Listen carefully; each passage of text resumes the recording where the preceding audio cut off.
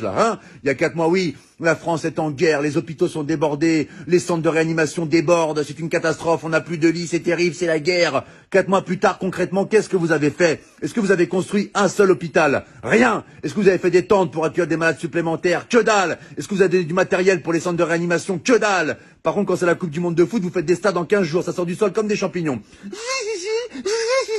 Les stades, ils les font en 3 semaines. En Chine, ils ont fait un hôpital en 10 jours. Nous, ça fait 4 mois, on n'a même pas des couvertures en plus. Un oreiller non plus? Bon, bah écoute, c'est super, hein, vive la France. Et arrêtez de nous balancer de la poudre aux yeux pour camoufler vos incompétences à parler de l'islam H24, c'est terrible. Les femmes voilées, les piscines séparées pour les femmes, le séparatisme, les extrémistes, les hommes qui se douchent en caleçon après, c'est un signe de radicalisation. Vous allez arrêter de casser les couilles aux musulmans, mais c'est quoi ce bordel? Là, si ça continue à ce rythme-là, ils vont dire que le coronavirus, il a muté et que les musulmans ont créé une bactérie qui s'appelle le Hamid-19. Nous sommes avec Jérémy qui a été infecté par le Hamid-19. Pouvez-vous nous raconter votre calvaire, Jérémy?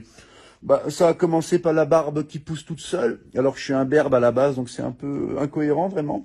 Et après, les premiers symptômes, j'ai dit des mots d'arabe en pleine nuit. Je me réveillais, Allahu Akbar! Et là, vraiment, c'était vraiment difficile. Et le point final, ça a été quand je mangeais avec maman. Elle m'avait préparé un cassoulet, c'est une bonne vivante, maman. Et puis là, d'un coup, il y a une phrase qui est sortie. Ashhadu an la ilaha illallah wa ashhadu anna Muhammadan Rasulullah.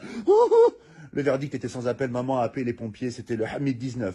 Mais aujourd'hui, ça va beaucoup mieux. Hein. Je vais à la chasse avec mon berger allemand et je fais de la pétanque avec papa.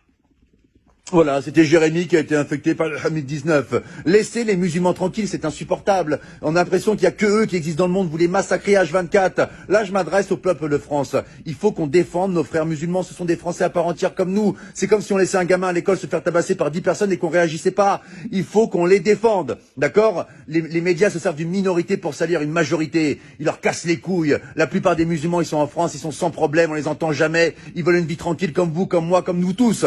Laissez les musulmans tranquilles. Et là, c'est pas un rebeu, c'est pas un Renoir qui vous parle.